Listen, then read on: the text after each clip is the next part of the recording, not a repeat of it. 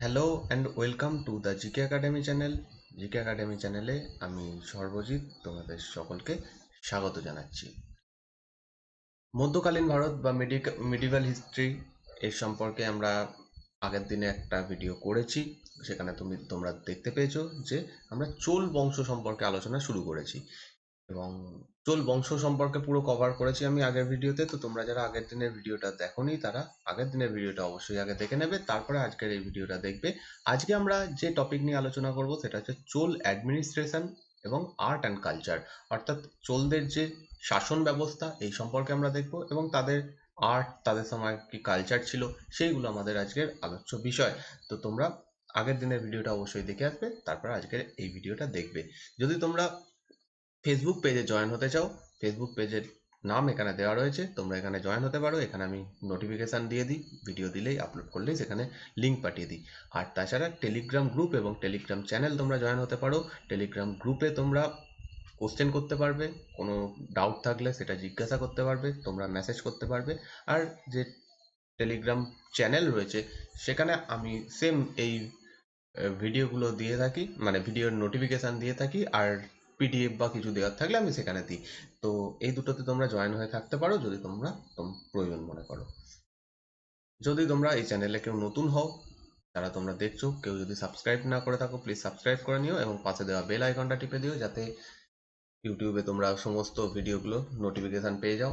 আর পরপর তোমরা এখানে জয়েন থাকলে তোমরা দেখতে পাবে যে আমি কোন ভিডিও দিচ্ছি, ইউটিউব থেকেও তোমাদের কাছে নোটিফিকেশান চলে যাবে। তো তোমরা প্লিজ সাবস্ক্রাইব করে নিও, যারা নতুন দেখছো প্লিজ একটু সাবস্ক্রাইব করে নিও এবং বেল আইকনটা টিপে দিও। যদি তোমরা আমার আগের ভিডিওগুলো না দেখে থাকো, এখানে দেখো প্রিপেয়ার ফর ডাব্লিউবিসিএস বলে একটা পুরো সিরিজ রয়েছে, যেখানে আমরা ডাব্লিউবিসিএস পরীক্ষার জন্য মেনলি ফোকাস করে পড়াশোনা করছি এবং এখানে আমি অলরেডি মডার্ন হিস্ট্রি পড়াচ্ছি এবং প্রাকৃতিক ভূগোল, এই সমস্ত জিনিসগুলো পড়াচ্ছি। আর জেনারেল স্টাডিজ রয়েছে, যারা একদম বেসিক থেকে শুরু করতে চাও, কোনো অনেক দিন পর পড়াশোনা শুরু করছো, যাদের কোনো এই সম্পর্কে আইডিয়া নেই বা শর্টে তোমরা জিনিসগুলো জানতে চাও, তাহলে এই প্লেলিস্টগুলো দেখো, কারণ এখানে আমরা একটু ডিটেলসে আলোচনা করছি। তো যারা ডিটেলসে দেখতে চাও তারা এইগুলো দেখতে পারো, মানে সেটা শুধুমাত্র ডাব্লিউবিসিএস পরীক্ষা দেওয়ার জন্যই, তার জন্য প্রয়োজন নয়। অন্যান্য পরীক্ষা দিলেও যদি ডিটেলসে পড়তে চাও তাহলে এখান থেকে জানতে পারো। আর যদি তোমরা বেসিক থেকে শুরু করতে চাও, এই জেনারেল স্টাডিজ এই প্লেলিস্টটা তোমরা দেখতে পারো। তো চলো আজকের ভিডিও আমরা শুরু করব।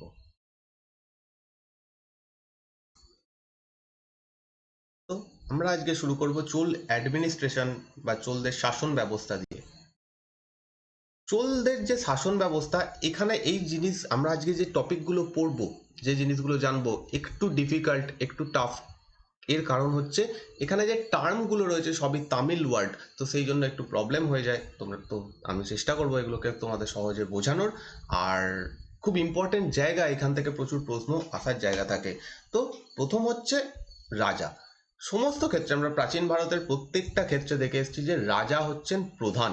তো চোলদের অ্যাডমিনিস্ট্রেশনেও এর কোনো ব্যতিক্রম ছিল না, চোলদের ক্ষেত্রেও রাজা প্রধান ছিলেন, কিন্তু রাজাকে কয়েকটা নামে ডাকা হতো। যেমন আমরা উত্তর ভারতে রাজা বা রাজন বা মহারাজ এই ওয়ার্ডগুলো ইউজ করি, সেই ওয়ার্ডগুলোই এখানে হয়ে যাচ্ছে কো, পেরুমল, পেরুমল আদিগাল, এবং হচ্ছে রাজা, রাজাধিরাজ, এবং কোন্মাই, কোন্ডান।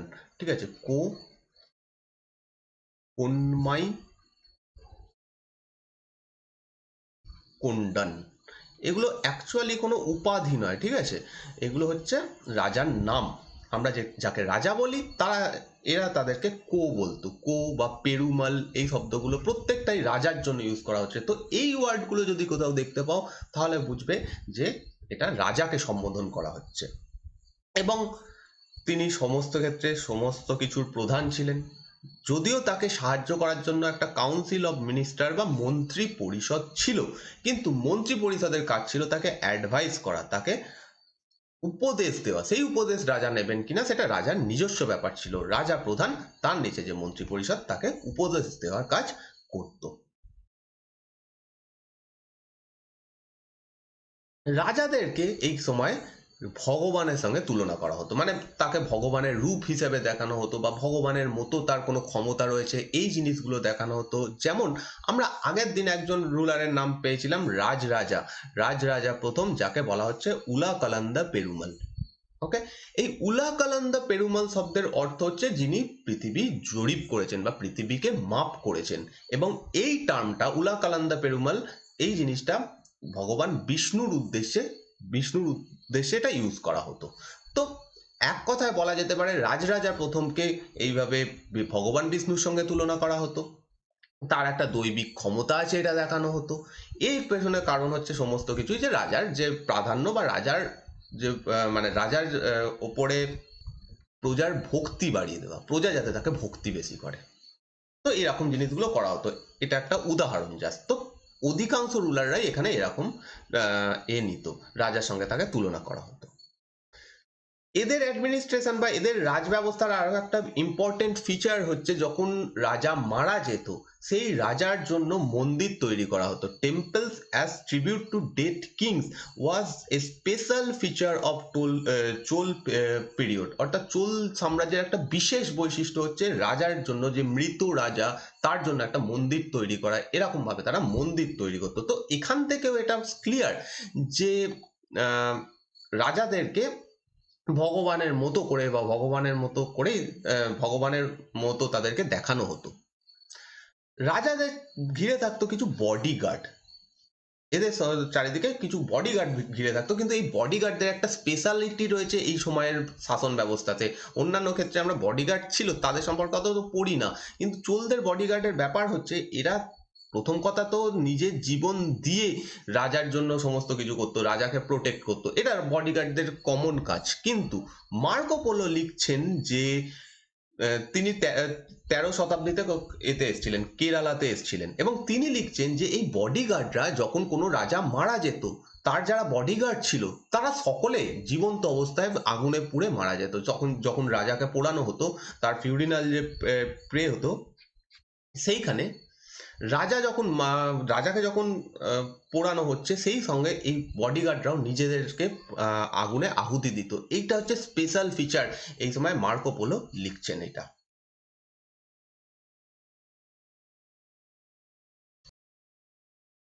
এরপরে আমরা আসবো মন্ত্রী পরিষদে, যে মন্ত্রী পরিষদ বা অফিসিয়াল যারা ছিল, মন্ত্রী পরিষদ ছাড়াও যারা কর্মচারী ছিল তাদের সম্পর্কে একটু জানবো, তারপরে মন্ত্রী পরিষদ সম্পর্কে জানবো। তো যারা অফিসিয়াল ছিল, কর্মচারী যারা ছিল, তাদের সংখ্যা এই সময় অনেক বৃদ্ধি পায়। অন্যান্য যে রুলাররা দক্ষিণ ভারতে রাজত্ব করতো, যেমন পল্লব, পাণ্ডব বা চের, এদের থেকে চোলদের যে অ্যাডমিনিস্ট্রেশনের যারা অফিসিয়াল ছিল বা কর্মচারী ছিল তাদের সংখ্যা অনেক বেশি ছিল। আর বিশেষত এই জিনিসটা বৃদ্ধি পাচ্ছে রাজরাজা ওয়ানের সময় থেকে।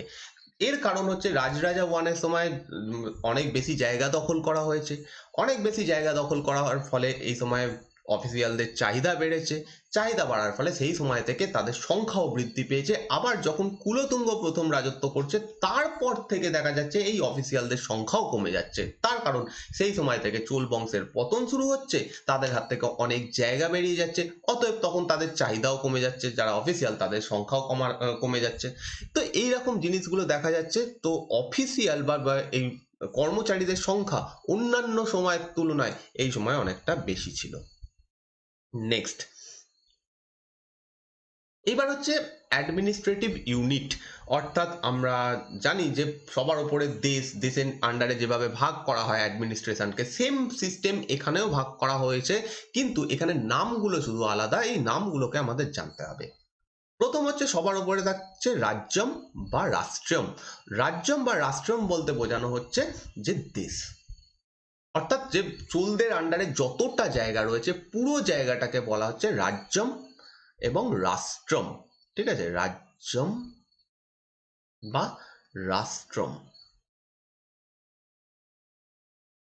নেক্সট, এই রাজ্যম বা রাষ্ট্রমকে এবার ভাগ করা হচ্ছে বিভিন্ন প্রভিন্সে। প্রভিন্স শব্দের অর্থ হচ্ছে প্রান্ত।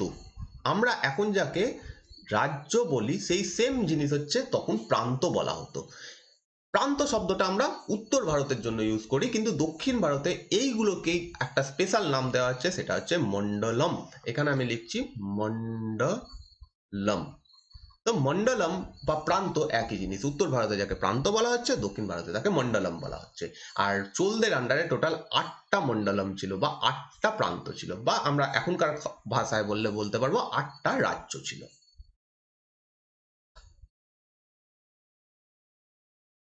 চোলদের আন্ডারে যারা উচ্চ কর্মচারী ছিল, উচ্চ পদে যারা নিযুক্ত থাকতো, তাদেরকে বলা হচ্ছে আদি গাড়িগাল। এই টার্মগুলো ইম্পর্টেন্ট। আদি গাড়িগাল, ঠিক আছে, আদি গাড়িগাল বলা হচ্ছে। অর্থাৎ এরা হচ্ছে হাই অফিসিয়াল, উচ্চ কর্মচারী। অন্যদিকে যারা তাদের নিচে কর্মচারী ছিল তাদেরকে বলা হচ্ছে কুড়ুমিগাল। ওকে, কুড়ুমিগাল। তো আদিগাড়িগাল বা কুড়ুমিগাল এই টার্মগুলো যদি কোথাও দেখতে পাও তাহলে বুঝবে যে এগুলো তাদের অফিসিয়ালদের জন্য ইউজ করা হচ্ছে। আমরা যাদেরকে অফিসিয়াল বা কর্মচারী বলি তাদেরকে এখানে আদিগাড়িগাল বা কুড়ুমিগাল বলা হতো। আরো একটা টার্ম এই সময় এদের জন্য পাওয়া যাচ্ছে, যেটা হচ্ছে পানিমাক্কাল। যদিও এই দুটো টার্ম খুব ইম্পর্টেন্ট। পানিমাক্কাল এটাও তোমরা মনে রাখতে পারো, পানিমাক্কাল, ঠিক আছে, পানিমাক্কাল। যারা এই ধরনের কর্মচারী ছিল তাদেরকে এই সময় জমি দান করা হতো। জমি দান করার মাধ্যমে তাদের স্যালারি দেওয়া হতো। জমিগুলোতে, যে জমিগুলো তাদের দেওয়া হতো সেগুলো ট্যাক্স ফ্রি ছিল, এবং সেইখান থেকে যে প্রফিটটা পেত তারা এগুলোকে তাদের নিজেদের অ্যাজ এ স্যালারি নিয়ে নিত। এরপর আমরা প্রথম ভাগ দেখলাম রাজ্যম বা রাষ্ট্রম। তার নিচে রয়েছে মন্ডলম বা প্রান্ত। টোটাল 8টা প্রান্ত রয়েছে। প্রান্তগুলোকে আবার ভাগ করা হচ্ছে কোট্টাম বা ভিলান্ডুজ। কোট্টাম বা ভিলান্ডু, ঠিক আছে, কোট্টাম বা ভিলান্ডু।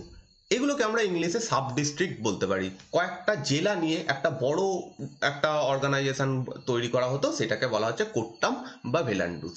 এর নিচে থাকছে জেলা বা ডিস্ট্রিক্ট, যেটাকে তামিলে বলা হচ্ছে নাডু, ঠিক আছে, নাডু। নাডু এই টার্মটা ইউজ করা হচ্ছে ডিস্ট্রিক্ট বা জেলার জন্য। আর একদম জেলার মানে জেলার একদম নিচে একদম সব থেকে ছোট ইউনিট হচ্ছে গ্রাম। ওকে, একদম ছোট ইউনিট হচ্ছে গ্রাম, সব থেকে ছোট ইউনিট গ্রাম। যদি প্রশ্ন করা হয় যে চোলদের সব থেকে অ্যাডমিনিস্ট্রেশনের সব থেকে ছোট ইউনিট কি, সেটা হচ্ছে গ্রাম। এবং এই গ্রাম জিনিসটা চোলদের ক্ষেত্রে একটা বিশেষ বৈশিষ্ট্য রয়েছে এই গ্রামগুলোর, চোলদের অ্যাডমিনিস্ট্রেশন সিস্টেমে। সেটা আমরা একটু পরে আলোচনা করব। তাহলে এক নজরে আমি এখানে একটা টেবিল বানিয়ে তোমাদের দেখাচ্ছি যে এই সময় ভাগটা কিভাবে করা হচ্ছে। প্রথমে হচ্ছে রাজ্যম বা রাষ্ট্রম, অর্থাৎ এটা হচ্ছে পুরো দেশকে বোঝানো হচ্ছে, ইজিক্যাল টু দেশ। এর আন্ডারে রয়েছে হচ্ছে প্রান্ত, যাকে তামিল ভাষায় বলা হচ্ছে মন্ডলম। মন্ডলম, ঠিক আছে, অর্থাৎ আমরা একে বলি প্রান্ত বা রাজ্য। এবার এদের টোটাল কটা প্রান্ত ছিল? 8টা প্রান্ত ছিল, 8টা রাজ্য ছিল। এটা ইংরেজিতে 8। হ্যাঁ, মন্ডলমের নিচে রয়েছে সাব ডিস্ট্রিক্ট, যাকে তামিল ভাষাতে বলা হচ্ছে কোট্টম বা ভিলান্ডু। কোট্টম বা ভিলান্ডু। এরও নিচে থাকছে জেলা, ডিস্ট্রিক্ট, যাকে বলা হচ্ছে নাডু। নাডু, এটা হচ্ছে জেলা, বাংলায় যাকে আমরা জেলা বলি। আর জেলারও নিচে থাকছে হচ্ছে গ্রাম। গ্রামকে গ্রামই বলা হতো। গ্রাম মানে গ্রামের কোনো নাম থাকলেও সেটা আমরা এখন জানতে পারছি না, সেই জন্য। তো গ্রাম একদম সব থেকে ছোট ইউনিট হচ্ছে গ্রাম, এবং সব থেকে বড় ইউনিট হচ্ছে রাজ্যম বা রাষ্ট্রম। এটা হচ্ছে এদের অ্যাডমিনিস্ট্রেটিভ ডিভিশন। নেক্সট এবার যেটা হচ্ছে এই প্রত্যেকটা জায়গায় আলাদা আলাদা করে শাসক থাকতো, প্রধান শাসক, যারা এই জায়গাগুলোকে শাসন করতো। যেমন মন্ডলম, এই জায়গাটাকে শাসন করার জন্য বিশেষ একজন ব্যক্তিকে রাখা হতো, যাদেরকে ভাইসরয় বা গভর্নর বলা হচ্ছে। যদিও সেই সময় ভাইসরয় বা গভর্নর টার্ম ইউজ করা হতো না, এই টার্মগুলো জানা যাচ্ছে না, যে টার্মগুলো আমরা জানতে পারছি না সেগুলোর নামও এখানে দেওয়া নেই। আমরা একজন অফিসিয়াল যে এখানে ছিল সেটা জানতে পারছি, তো সেই রকম একজন ভাইসরয় বা গভর্নর এখানে ছিলেন। তারপরে নিচে কোট্টাম বা ভেলান্ডু, এটা সম্পর্কে আমরা সেরকম কিছু জানতে পারছি না। নাডু যে টার্মটা এখানে আমরা দেখলাম যে নাডু, নাডু বলতে জেলা বোঝানো হয়েছে, কিন্তু অ্যাকচুয়ালি নাডু শব্দটার আরো একটা অর্থ রয়েছে। যদি কোথাও তোমাদের প্রশ্নপত্রে দেখো যে নাডু চোল অ্যাডমিনিস্ট্রেশনে নাডু বলতে কি বোঝানো হতো, অপশানে জেলা রয়েছে, ডিস্ট্রিক্ট রয়েছে, সেটাও রাইট অ্যান্সার হবে। আবার যদি বলা হয় যে এগ্রিকালচারাল ল্যান্ড বা কৃষি জমি, সেম, মানে এটাও সঠিক উত্তর হবে, ঠিক আছে, কৃষি জমি। তো নাডু বলতে কৃষি জমিকেও বোঝানো হচ্ছে, নাডু বলতে আবার জেলাকেও বোঝানো হচ্ছে। তো অপশান যখন দেবে নিশ্চয়ই একটা অপশান থাকবে, দুটো নিশ্চয়ই থাকবে না। তো কৃষি জমি বা জেলা এই জিনিসটাকে বোঝাতে নাড়ু শব্দটা ইউজ করা হচ্ছে। আর কিছু ইম্পর্টেন্ট টার্ম জেনে রাখো, যেমন হচ্ছে নাট্টার। এই টার্মগুলো একটু ইম্পর্টেন্ট হয়ে যায়, এরকম টার্ম তুলে দিয়ে পরীক্ষায় প্রশ্ন করা হয় যে নাট্টার বলতে অ্যাকচুয়ালি কি বোঝানো হচ্ছে, তারপর হচ্ছে নাড়ু বলতে কি বোঝানো হচ্ছে, এই জিনিসগুলো এরকম প্রশ্ন করা হয়। নাট্টার, নাট্টার হচ্ছে নাড়ু বা জেলাগুলোর যারা বিশেষ বিশেষ ব্যক্তিত্ব, যারা একটু ক্ষমতাবান ব্যক্তিত্ব, তাদের একসাথে একটা অ্যাসেম্বলিকে বোঝানো হচ্ছে নাট্টার। যে জেলাগুলো রয়েছে তার বিশেষ বিশেষ যারা সদস্য বা তার বিশেষ বিশেষ যারা মানুষ, তাদের একটা অ্যাসেম্বলি, এটাকে বলা হচ্ছে নাট্টার। আর একটা টার্ম ইম্পর্টেন্ট, সেটা হচ্ছে নাগারাট্টার বা নাগারাম, ঠিক আছে। নাগারাট্টার টার্মগুলো একটু টাফ হয়ে যায়। নাগারাট্টার বা নাগারাম,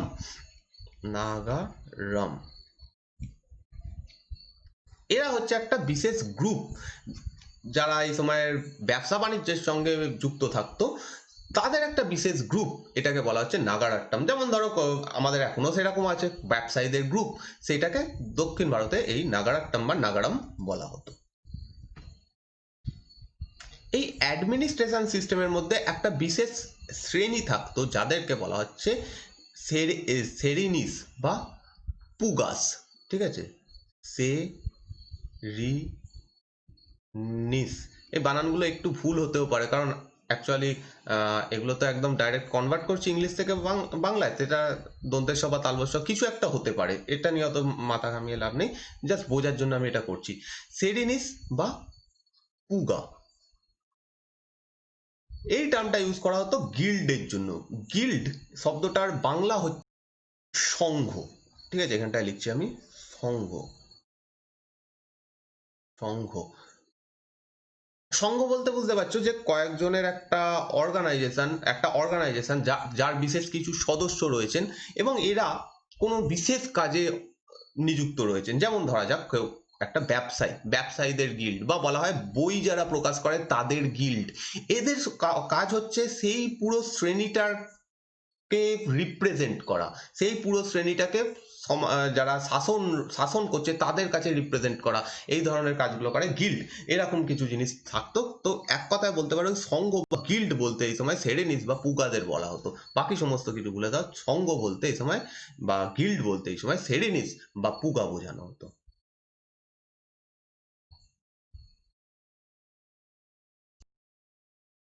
চোলদের সাম্রাজ্যের মধ্যে যারা ট্রেডার বা ব্যবসায়ী ছিল, এদের স্পেশাল কিছু গ্রুপ ছিল, এরা কিছু গ্রুপ গ্রুপ বানিয়ে রাখতো, মানে তারা যারা আলাদা আলাদা ব্যবসা করছে তাদের আলাদা আলাদা গ্রুপ। কেউ যদি কার্পাস নিয়ে ব্যবসা করে তাদের আলাদা গ্রুপ, কেউ যদি মুক্তো নিয়ে ব্যবসা করে তাদের আলাদা গ্রুপ, কেউ মশলা নিয়ে ব্যবসা করলে তাদের আলাদা গ্রুপ, এরকম ধরনের গ্রুপ এই সময় খোলা হতো। যেমন দেখো এখানে কিছু কিছু নাম লেখা রয়েছে, যেগুলো খুব একটা যে মানে তোমাদের মনে রাখতে হবে নামগুলো সেটা নয়, কিন্তু জাস্ট এটা এক্সাম্পলের জন্য বোঝানো হচ্ছে। যেমন যারা টেক্সটাইল ট্রেডের সঙ্গে যুক্ত ছিল, কাপড়, কার্পাস, এই সমস্ত জিনিসগুলো নিয়ে যারা ব্যবসা বাণিজ্য করতো, তাদের একটা গ্রুপ ছিল, তাদেরকে বলা হচ্ছে সিলায়া নাগারাম। দেখো, সিলায়া নাগারাম। তো যে নাগারাম টার্মটা আমরা উপরে পেয়ে এসেছি, দেখো এই উপরে আমরা একটু আগে নাগারাম পেয়েছিলাম, এই যে নাগারাম বা নাগারাট্টাম যে গ্রুপ, সেই গ্রুপগুলোর আবার কিছু স্পেশাল স্পেশাল গ্রুপ ছিল, মানে সব গ্রুপকে একত্রিতভাবে গ্রুপই বলা হচ্ছে, নাগারামই বলা হচ্ছে। এবার যারা তার মধ্যে এরা প্রত্যেকেই ব্যবসায়ী, তাদের মধ্যে যারা কার্পাস নিয়ে ব্যবসা করে বা কাপড় নিয়ে ব্যবসা করে তাদেরকে সিলায়া নাগারাম বলা হচ্ছে, কেউ তেল নিয়ে ব্যবসা করে তাদের আলাদা একটা গ্রুপ বলা হচ্ছে। তো এই জিনিসটা, এই নাগারাম টার্মটা যদি মনে রাখো তাহলেই হবে, আর কোনো টার্ম মনে রাখতে হবে না। নাগারাম বা নাগারাট্টাম এই টার্মটা মনে রাখলেই হবে, বাকিগুলো আর মনে রাখতে হবে না। তো এগুলো জাস্ট এক্সাম্পল।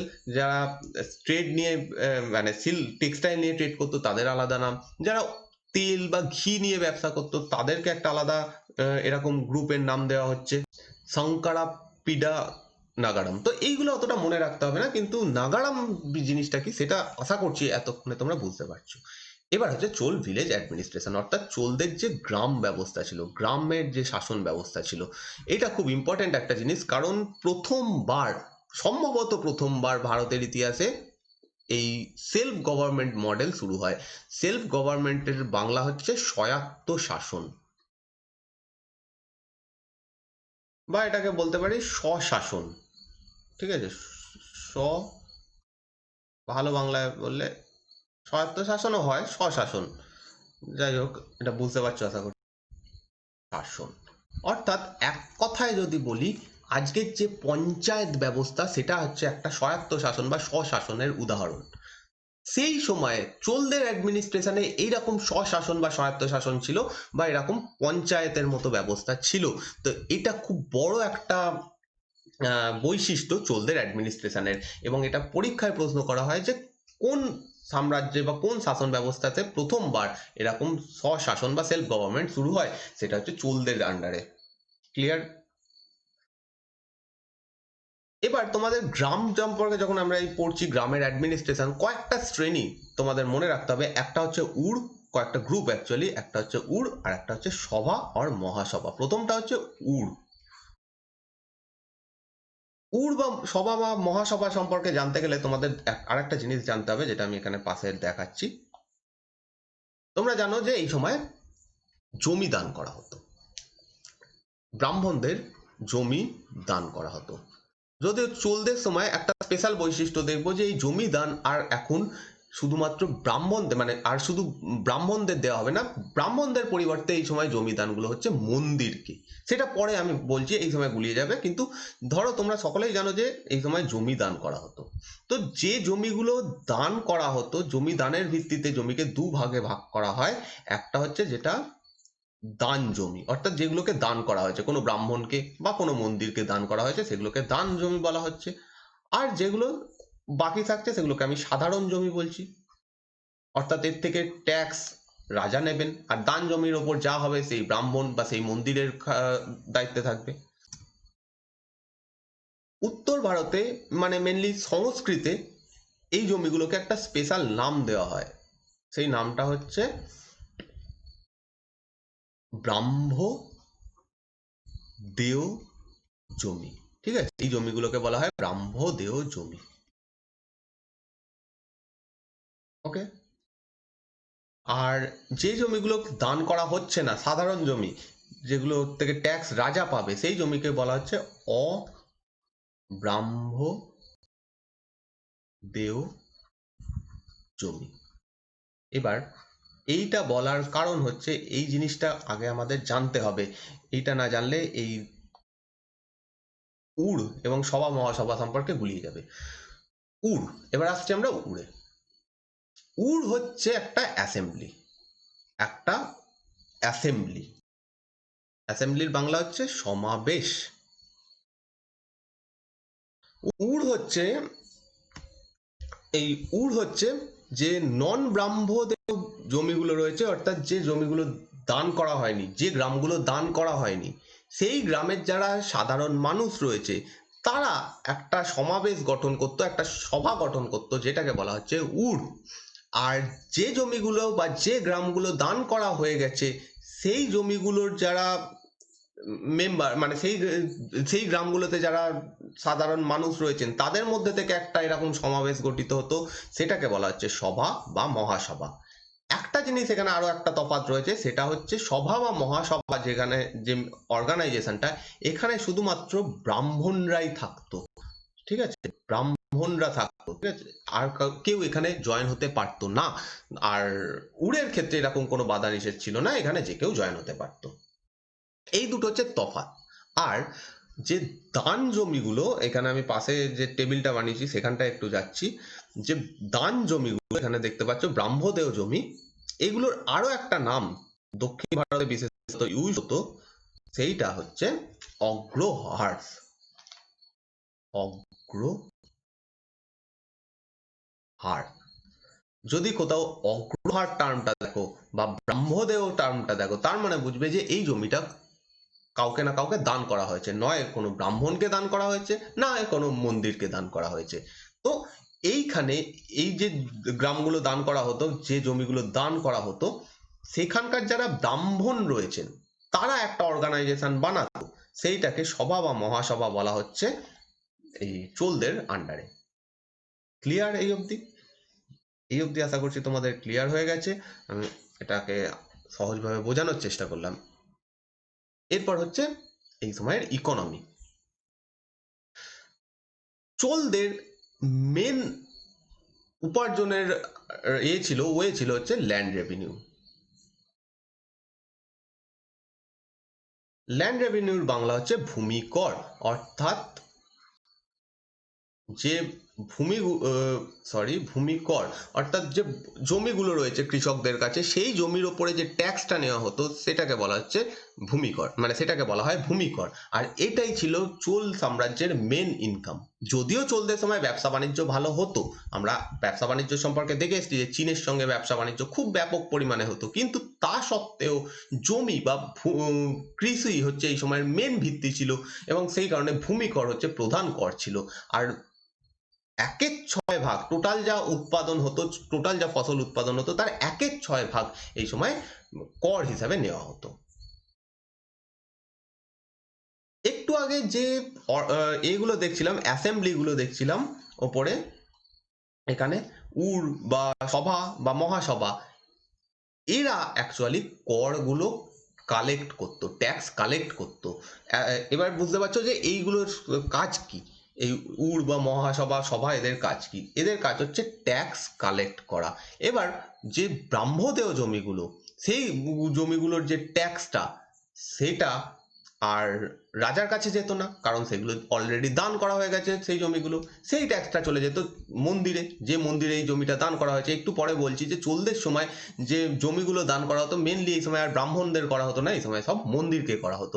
তো যে ট্যাক্সটা সেটা মন্দিরে চলে যেত, আর অব্রাহ্মদেয় যে জমিগুলো সেইখান থেকে ট্যাক্সটা চলে যেত রাজার কাছে। এই হচ্ছে এদের মেন কাজ। এই সময় যারা চোল রুলার ছিল, চোলদের আন্ডারে জমি জরিপ করার প্রথা ছিল।